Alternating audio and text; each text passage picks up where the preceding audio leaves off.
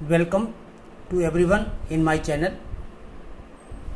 आज का टॉपिक है analysis of doubly reinforced T beam. Doubly reinforced T beam by limit state method.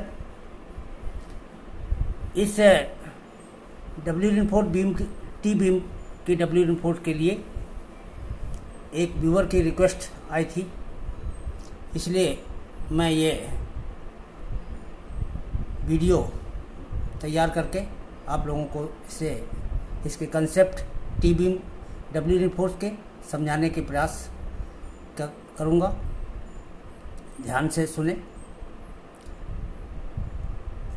ये एक हमने बीम का सेक्शन बनाया हुआ है, जैसा आप जानते हैं। ये हमारा टेंशन रिइंफोर्समेंट है, टेंसाइल रिइंफोर्समेंट एएसटी है। ये कंप्रेशन जोन में भी स्टील डाला गया है, इसको एएससी से रिप्रेजेंट किया गया है। बाकी ये डाटा हमारे वही टी बीम वाले हैं। ये फ्लेंज की मोटाई है, ये वेब की मोटाई है, और ये हमारी इफेक्टिव डेप्थ है। ये फ्लेंज की चौड़ाई है, इफेक्टिव विड्थ और फ्लेंज। बाकी सारे डाटा सेम है, केवल इसमें चेंज केवल इतना ही आया है कि इसके कंप्रेशन जोन में स्टील भी प्रोवाइड कर दी गई है, और इसे भी हमें गणना में सम्मिलित करना है। मोमेंट ऑफ रेजिस्टेंस ज्ञात करने के लिए या एमयू लिमिटेड की वैल्यू ज्ञात करने के लिए हमें इसको सम्मिलित करके ही जो है इसका मोमेंट ऑफ रेजिस्टेंस ज्ञात करना है। तो इसका स्ट्रेस डायग्राम हमारा वही रहता है, स्ट्रेस डायग्राम में कोई चेंज नहीं है। इसका स्ट्रेन डायग्राम भी वही रहता है। बस इसमें एक दो बातें देख लें। स्ट्रेन डायग्राम में आपको क्या क्या जानकारी होनी चाहिए। टॉप में जो स्ट्रेन होता है वो 0.0035, ये आप जानते ही हैं। और इधर जहाँ पर 3/7 XU हमारा ख़त्म होता है, यानी जहाँ पर ये रेक्टेंगुलर पोर्शन का जो स्ट्रेस डायग्राम है यहाँ नीचे समाप्त होता है। इसी जॉइंट पर जो स्ट्रेस होता है, स्ट्रेन, ये स्ट्रेन की वैल्यू 0.002 होती है, और यहाँ पर स्ट्रेन की वैल्यू 0.0035। तो टॉप पर इतनी है और यहाँ पर इतनी है। ये कौन सा लेवल है? 3/7 XU के बॉटम पर कहें, या ये जो हमारा रेक्टेंगुलर सेक्शन है हमारे स्ट्रेस डायग्राम का, तो इसके जो बॉटम में स्ट्रेन की वैल्यू ये होती है। इसके साथ साथ हमको एक वैल्यू और इसमें ज्ञात करनी पड़ती है, बस इसीलिए इसको दोबारा बताने की आवश्यकता पड़ रही है कि जिस लेवल पर स्टील कंप्रेशन स्टील पड़ी होती है, और कंप्रेशन स्टील जो है टॉप से D' की गहराई पर डाली जाती है। D' क्या है? ये हमारा इफेक्टिव कवर होता है। जैसे हम बॉटम में इफेक्टिव कवर छोड़ते हैं, ऐसे ही हमको टॉप में इफेक्टिव कवर छोड़ना पड़ता है। हम ये दोनों कवर बराबर रख करके छोड़ सकते हैं। तो यानी जिस कवर पर भी इसको छोड़ा गया है, जितने डेप्थ पर छोड़ा गया, उसी को D' से रिप्रेजेंट करते हैं।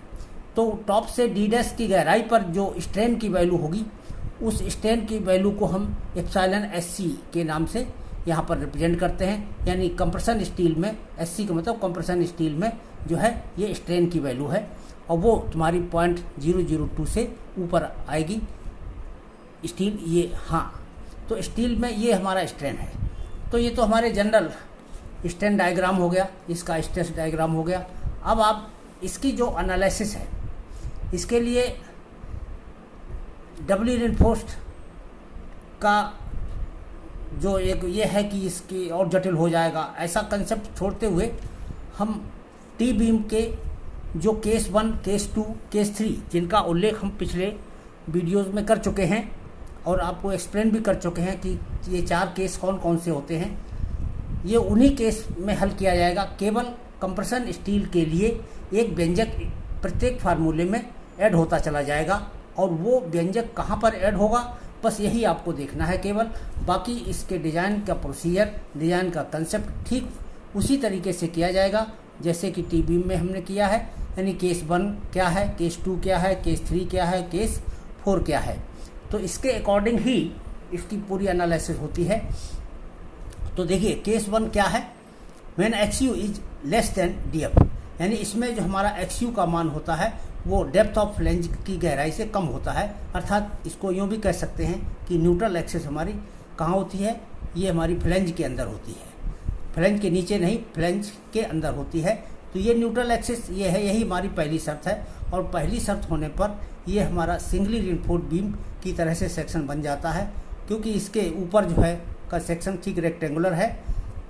अब ये जो रेक्टेंगुलर सेक्शन है, अब ये एक्चुअली सिंगली रिइंफोर्स्ड बीम नहीं बल्कि डबली रिइंफोर्स्ड बीम कहलाएगा, क्योंकि इसमें कंप्रेशन स्टील भी पड़ा हुआ है और ये हमारा टेंसाइल स्टील भी पड़ा हुआ है। तो ये डबली रिइंफोर्स्ड बीम की तरह से काम करेगा। डबली रिइंफोर्स्ड टी बीम नहीं, ये डबली रिइंफोर्स्ड बीम की तरह से कार्य करेगा। तो ये हमारा जो है यहाँ पर डीएफ का मान एक्सयू से कम होने पर, और इसके फार्मूले हम सिंगली रिइंफोर्स्ड बीम या डबली रिइंफोर्स्ड बीम में अच्छी तरह से पढ़ चुके हैं। तो इसमें एक्सयू की वैल्यू जब हम ज्ञात करते हैं, एक्चुअल एक्सयू की वैल्यू, तो ये हम बेसिक फार्मूला है वही CU बराबर TU, यानी टोटल कंप्रेशन फोर्स बराबर टोटल टेंशन फोर्स। इसी को बराबर करके हम XU की वैल्यू ज्ञात कर लेते हैं। अब देखिए इसमें CU टोटल कंप्रेशन फोर्स कैसे निकाला जाएगा। न्यूट्रल एक्सिस के ऊपर जो हमारा कंप्रेशन एरिया है वो कौन सा कितना है, ये पूरा एरिया हमारा कंप्रेशन एरिया कहलाएगा। तो इसका एरिया यहाँ पर वही लिखिए, इसी के हिसाब से 0.36 FCK into BF into XU, इसका पूरा एरिया BF इंटू XU। तो ये इस फार्मूले, ये हमारा सिंगली रिइंफोर्स्ड बीम का फार्मूला है। और इसमें जो कंप्रेशन स्टील पड़ा हुआ है, इसके लिए एक व्यंजक और ऐड हो जाता है कंप्रेशन फोर्स का। इसमें क्या है कि जो कंप्रेशन स्टील है, इस स्टील में स्ट्रेस कितना उत्पन्न हो रहा है, तो वो हमने स्ट्रेस लिया है FSC स्ट्रेस है स्टील में उत्पन्न हो रहा है कंप्रेशन स्टील में। और चूँकि ये इसी स्थान पर की जो जहाँ स्टील डाली गई है उस स्थान की कंक्रीट को कम करके तब उसके स्थान पर स्टील डाली गई है, तो इसलिए ये हमारा कंक्रीट के स्ट्रेस के बराबर FCC की वैल्यू होती है। तो और FCC का मान अगर D डैश हमारा 3/7 XU से कम है, तो इसका मतलब ये है कि ये हमारा इसी आयताकार जो भाग है हमारा स्ट्रेस का डायग्राम का, इसी स्ट्रेस डायग्राम में के आयताकार भाग में यानी रेक्टेंगुलर भाग में ही ये जो है हमारा पड़ेगा। तो इसमें प्रतिबल का मान वही 0.4 जो वैल्यू होती है यहाँ पर 0.446 FCK। तो ये FCC की वैल्यू जो है 0.446 FCK के बराबर ही ले ली जाती है। और FSC का मान इसको ज्ञात करने के लिए अभी हम बता रहे हैं आगे कैसे ज्ञात करते हैं। तो ये पहले FSC लिखते हैं और इंटू ASC, तो ये हमारा स्ट्रेस हो इक्विवेलेंट स्ट्रेस हो गया into area of compression steel हो गया। तो ये स्टील कंप्रेशन स्टील में लगने वाला बल है, ये प्लस कंक्रीट में लगने वाला बल। तो कंक्रीट का बल और कंप्रेशन स्टील का बल, दोनों बल हमारे कंप्रेशन फोर्स हैं। तो टोटल कंप्रेशन फोर्स बराबर टोटल टेंशन फोर्स, और टोटल टेंशन फोर्स हमारा वही पहले की तरह से 0.87 FY इंटू AST के बराबर होता है। तो ये पहले फार्मूले से हम ये एरिया ये XU की वैल्यू ज्ञात करते हैं। अब इसमें एक चीज़ देख लें कि इसमें FSC की वैल्यू कैसे ज्ञात की जाती है। FSC की वैल्यू ज्ञात करने के लिए एक टेबल F है ऑफ SP16। SP16 में ये टेबल F दी हुई है, जिसमें D'/D का रेशियो पहले निकलवाया जाता है, और फिर उस रेशियो के आधार पर एक छोटी सी टेबल है जिसमें FSC की वैल्यूज़ दी गई हैं। उस वैल्यूज़ को हम देख लेते हैं। इसका हम डिटेल में वर्णन जो डबली रिइंफोर्स्ड बीम का चैप्टर के वीडियो हमारे हैं उनमें हमने विस्तार से किया हुआ है। आप वहां से, और अगर डाउट है तो वहां से क्लियर कर सकते हैं कि इसका कैसे प्रयोग किया जाएगा और वो टेबल क्या है। तो उस टेबल के माध्यम से हम FSC की वैल्यू ज्ञात कर लेते हैं। अथवा इसका एक तरीका और होता है stress strain diagram. Stress strain curve जो होते हैं, इन कर्व के द्वारा हम स्ट्रेन यहाँ से ज्ञात कर लेते हैं कि इस लेवल पर ये स्ट्रेन कितनी है, सिग्मा SC का मान, और ये हम भुजाओं को कंपेयर करके अनुपातिक से जो है सिग्मा SC की वैल्यू कैलकुलेट कर लेते हैं इसकी कितनी है, और फिर इसके हिसाब से कर्व के द्वारा FSC की वैल्यू उस कर्व से देख लेते हैं, स्ट्रेस स्ट्रेन कर्व से। तो ये दो तरीके हैं, दो में से हम कोई मेथड अपना सकते हैं FSC को ज्ञात करने के। वैसे ये जो मेथड है टेबल F ऑफ SP16 वाला, ये एक सिंपल मेथड है, इसलिए और इसका प्रयोग करके ही ज़्यादातर निकालना चाहिए। इसके बाद FCC हमने बता दिया 0.446 FCK है। इसकी कंडीशन वही है कि D' का मान जो है 3/7 XU से कम रहना चाहिए। अगर इसका मान ज़्यादा है, बहुत ज़्यादा नीचे है, तो फिर ये हमारा इस पोर्शन में आ जाएगा और वहाँ पर प्रतिबल हमारा इससे कम हो जाता है। इसलिए ज़्यादातर ये इसी के अंदर रहता है, ऐसा रेयर केस ही होता है कि ये नीचे हो जाए।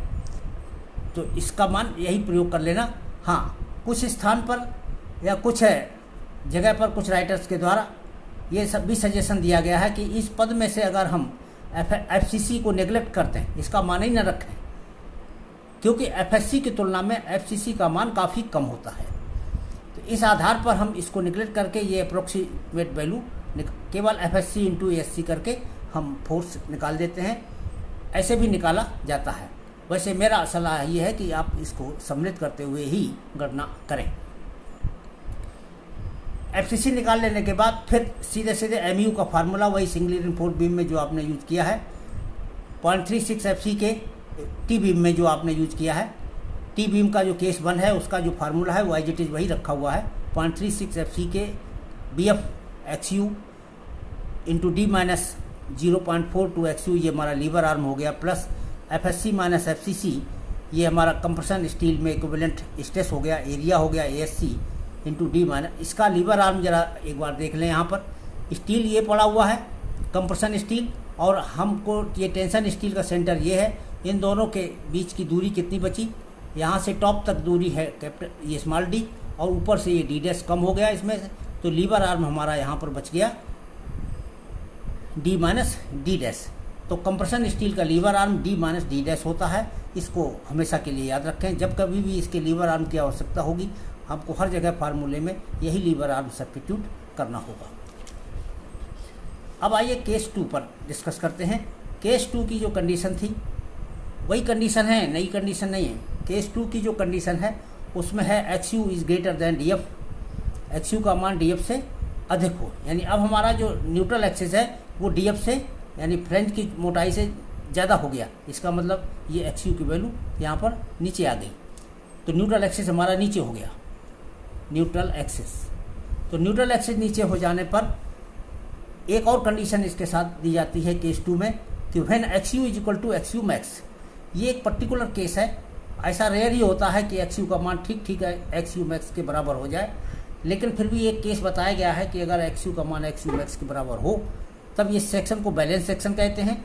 और बैलेंस अब हमको इसके प्रत्येक फार्मूले में XU नहीं लिखना होगा, XU के स्थान पर XU मैक्स का हम प्रयोग करेंगे। यहाँ जरा फिगर में देख लीजिए, हमने एक बार और फिगर को रिपीट किया है।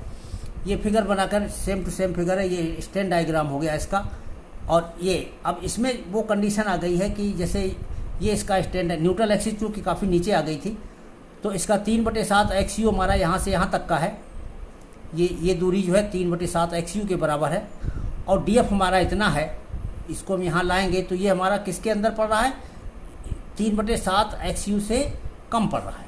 ये पर्टिकुलर कंडीशन एक कंडीशन में आएगी, अभी हम इसके बारे में बता रहे हैं। पहले तो खाली एक ही कंडीशन है कि DF का मान XU से XU is greater than DF या DF is less than XU और XU बराबर XU मैक्स। तो ये दूसरी कंडीशन हो गई।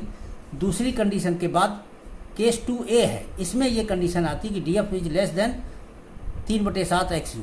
ये 3/7 XU से DF हमारा छोटा अगर है तो ये उस स्थिति का चित्र यहाँ पर बना हुआ है कि देखिए DF की वैल्यू कम है 3/7 XU से, तो इसका मतलब इसके फ्लैंज में हर जगह प्रतिबल हमारा इतना ही रहेगा, स्ट्रेस 0.446 FCK के बराबर। अब इसकी यहाँ के बाद जो है केस 2 जैसे ही स्टार्ट होता है, यहाँ की एनालिसिस को लेंदी न बना के कुछ सिंप्लीफाई करने के उद्देश्य से कुछ हम शॉर्ट में कुछ ट्रिक्स बता रहे हैं। अब इस डबली रिइंफोर्स्ड टी बीम को 3 पार्ट में डिवाइड कर लें। एक तो ये बीच का हिस्सा, ये बीम का हिस्सा है, rectangular beam as a singly reinforced beam इसको मान के चलें। दूसरा ये फ्लैंज का पोर्शन, इसको अलग मान करके चलें। इसका हम इसमें फोर्स भी अलग से निकालेंगे और इसका मोमेंट भी अलग से लेंगे। ऐसे ही जो हमारे ये सिंगली रिइंफोर्स्ड बीम है इसमें हम फोर्स अलग से निकालेंगे, कंप्रेशन फोर्स अलग की गणना करेंगे। और तीसरा स्टेप होता है कंप्रेशन स्टील। तो कंप्रेशन स्टील में फोर्स हम अलग से गणना करेंगे और इसका मूवमेंट भी अलग से लेंगे। तो इन्हीं को हमने अलग अलग पदों में यहाँ पर व्यक्त किया है। C1 हमने माना है कंप्रेशन फोर्स इन वेब। इसकी वेब जो है, ये वेब पोर्शन न्यूट्रल एक्सिस के ऊपर कंप्रेशन पोर्शन होता है। इसमें जितना कंप्रेशन फोर्स कार्य कर रहा होगा उसको C1 से रिप्रेजेंट किया, और C1 की वैल्यू कैसे लिखी जाएगी, 0.36 FCK into BW into XU, 0.36 FCK into BW into XU। ये वही व्यंजक है जो सिंगली इन्फोर्ड बीम के लिए यूज किया जाता है। तो ये तो हमारा C1 हो गया, कंप्रेशन फोर्स इन वेब।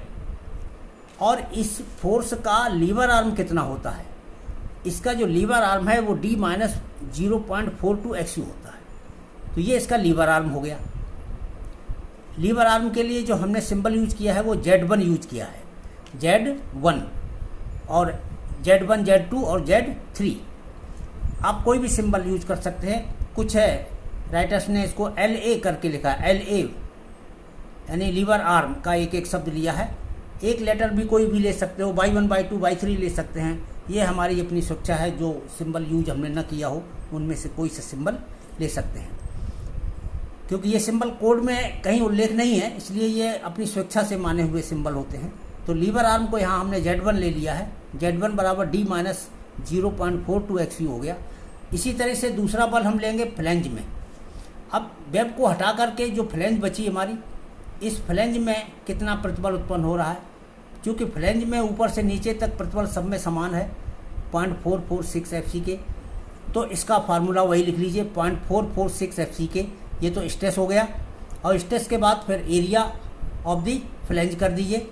अब फ्लैंज का ये शेडेड एरिया जो है, ये पूरी फ्लैंज है, यहाँ से यहाँ तक कुल कितनी चौड़ाई है BF, इसमें से ये BW घटा दो, ये वाला एरिया, ये वाली चौड़ाई, तो ये घटाने से BF माइनस BW बचेगा। ये कुल चौड़ाई हो गई दोनों की मिला के, इसमें DF का गुणा कर दो तो इंटू DF, तो BF minus BW into DF। ये एरिया हो गया, ये स्ट्रेस हो गया, इसलिए ये हमारा फ्लैंज में लगने वाला कंप्रेशन फोर्स हो गया। तो कंप्रेशन फोर्स इन फ्लैंज ये हो गया, C2 की वैल्यू ये है। और इसका लीवर आर्म जो है जरा देख ले, जो इसमें फोर्स लग रहा होगा, चूँकि फोर्स की इंटेंसिटी हमारी टॉप से लेके बॉटम तक समान है, इसलिए इसका सेंटर जो है इसके मिडिल में ही होगा। जब इसके मिडिल में इस फोर्स का सेंटर होगा, यानी C2 की सेंटर ऑफ ग्रेविटी कहाँ पर होगी, इसके मिडिल पॉइंट पर। तो यहाँ पर C2 कार्य करेगा, तो न्यूट्रल यहाँ से ये डेप्थ कितनी हो जाएगी, ये टोटल डेप्थ में से कितना कम करेंगे ऊपर, ये हम DF का आधा कम कर लेंगे।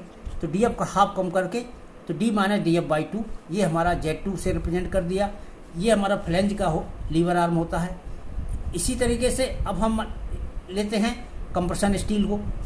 कंप्रेशन स्टील के फोर्स को हम C3 से रिप्रेजेंट करते हैं, और इस फोर्स को लिखते हैं stress into area, simple FSC minus FCC।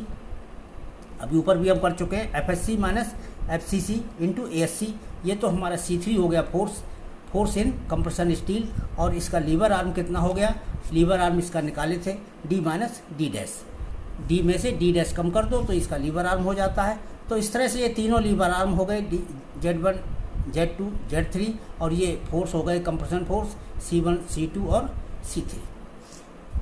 अब इसके बाद हम इन्हीं के पदों में और एक फोर्स और इसमें निकाल लीजिए, टोटल टेंसाइल फोर्स। तो टेंसाइल फोर्स का तो सिंपल फार्मूला है, इसको TU कर दीजिए।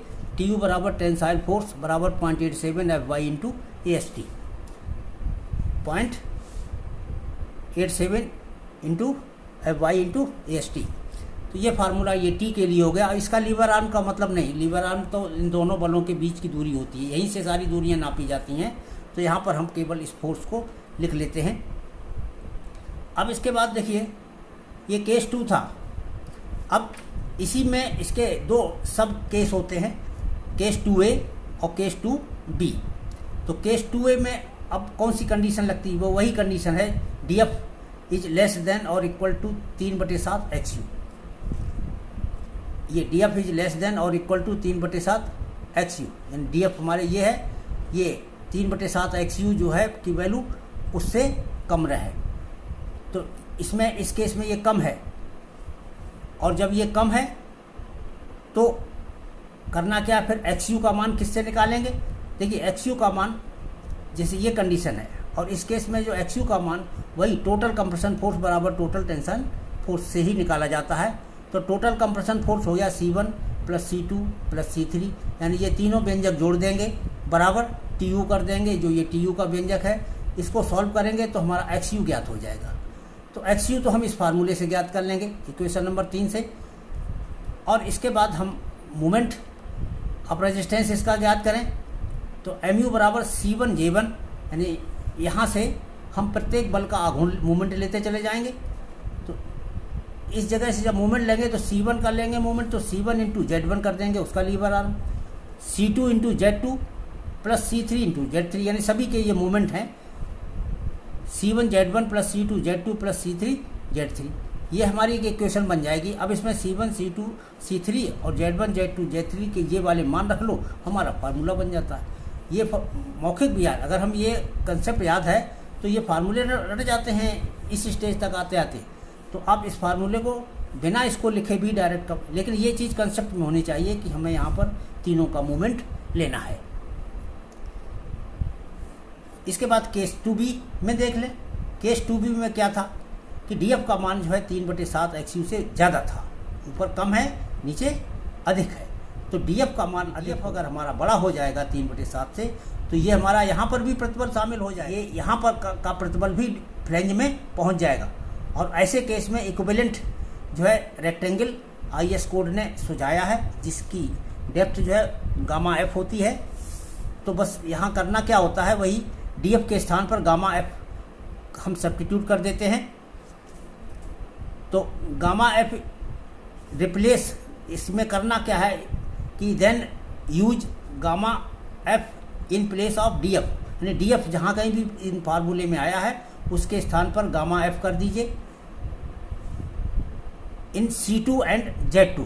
केवल इन्हीं दो में आता है, C2 और Z2 में इसका प्रयोग होता है। तो वहाँ दोनों जगह पर हम DF के स्थान पर गामा F लिख लें तो ये हमारे केस 2B के फार्मूले बन जाते हैं। बाकी फार्मूला हमारा एज इट इज ऊपर वाला ही रहेगा, केवल ये परिवर्तन कर दीजिए कि C2 और Z2 की वैल्यूज़ में जो DF शब्द आया है उसकी जगह गामा F कर दीजिए। अब इसमें गामा F के लिए अलग से कोड ने फार्मूला दे रखा है कि गामा F क्या होता है 0.15 XU प्लस 0.65 DF। ये आप टी-बीम से जानते ही हैं, वहाँ अच्छी तरह से बताया जा चुका है।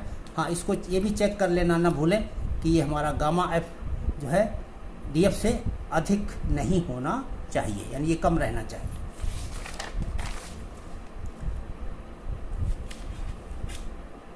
तो इस केस में XU कैसे निकाला जाएगा, वही C1 plus C2 plus C3 बराबर TU, यानी टोटल कंप्रेशन फोर्स बराबर टोटल टेंशन फोर्स से हमारा न्यूट्रल एक्सिस की डेप्थ निकाली जाती है।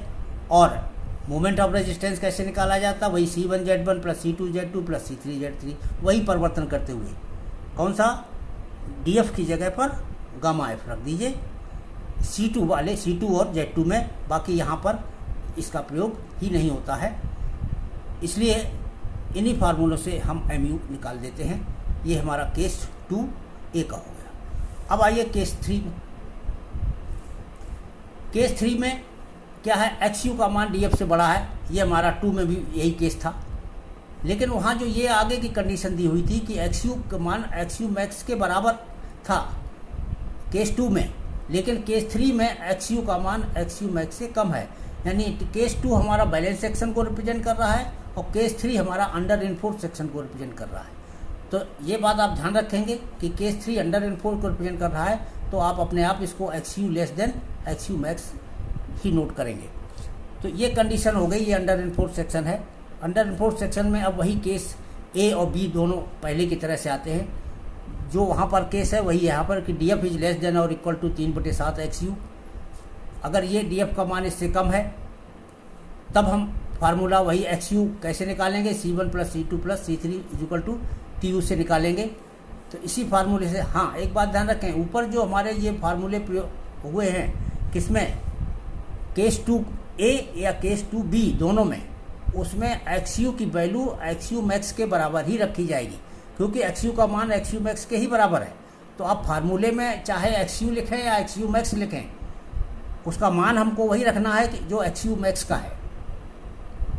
लेकिन यहाँ पर XU का ही मान रखना है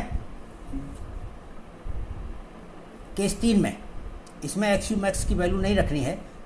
देखिए फार्मूले वही हैं। XU ज्ञात करने के लिए टोटल कंप्रेशन बराबर टोटल टेंशन, इस फार्मूले में रखेंगे तो XU हमारा सॉल्व होके आ जाएगा, और फिर इसी से हम MU निकाल देंगे तो ये हमारा MU इसी फार्मूले से ज्ञात होके आ जाएगा।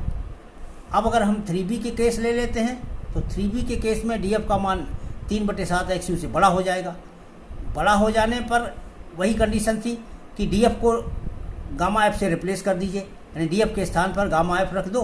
गामा F का मान अभी पीछे हम भी बता चुके हैं 0.15 XU प्लस 0.65 DF के बराबर है, और इसका मान गामा DF से कम होना चाहिए, अर्थात ज़्यादा नहीं होना चाहिए। फिर इसके बाद वही फाइंड XU, टोटल कंप्रेशन बराबर टोटल टेंशन से ही हम निकाल दें। इसमें C1 C2 C3 के व्यंजक हमने एक ही जगह लिख दिए हैं, याद हो गए होंगे अब तक। आप डायरेक्ट सब्स्टिट्यूट कर सकते हैं या इतना लिखने के बाद सब्स्टिट्यूट कर सकते हैं, इससे कोई फ़र्क नहीं पड़ता।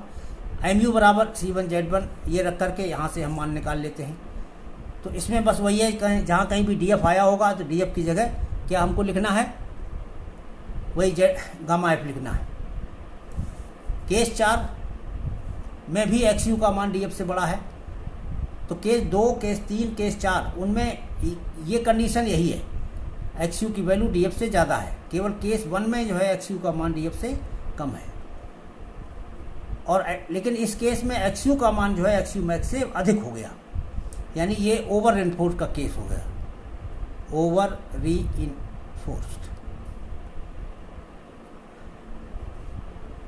तीसरा केस हमारा अंडर रेनफोर्स्ड का था, चौथा केस ओवर रेनफोर्स्ड का हो गया, और दूसरा केस हमारा बैलेंस सेक्शन का था।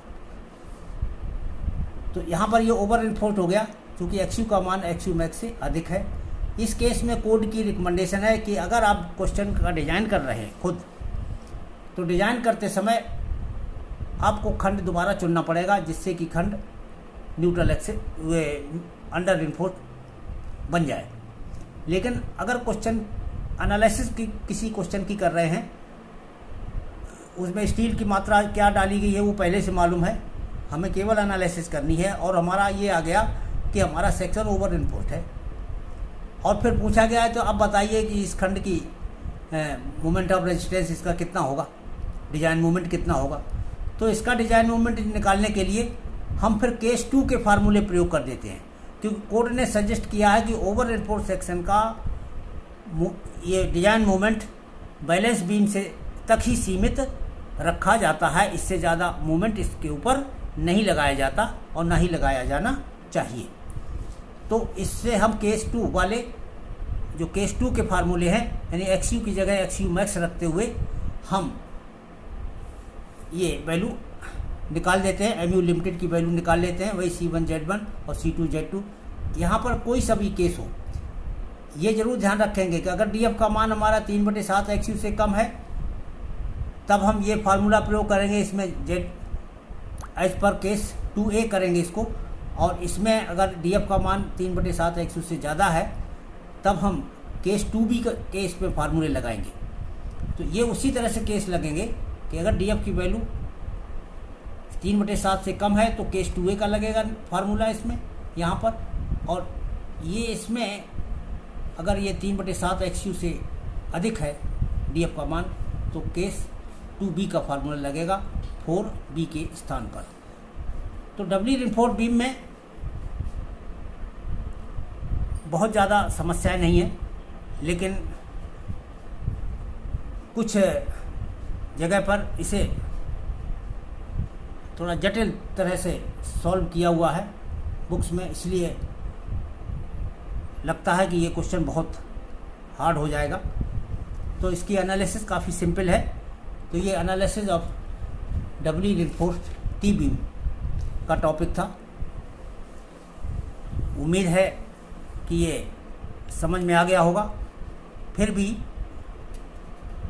अगर कोई क्लैरिफिकेशन की आवश्यकता हो तो निसंकोच कमेंट बॉक्स में लिख करके कमेंट करके अपनी क्वेरी कर सकते हैं, अपने डाउट को क्लियर कर सकते हैं।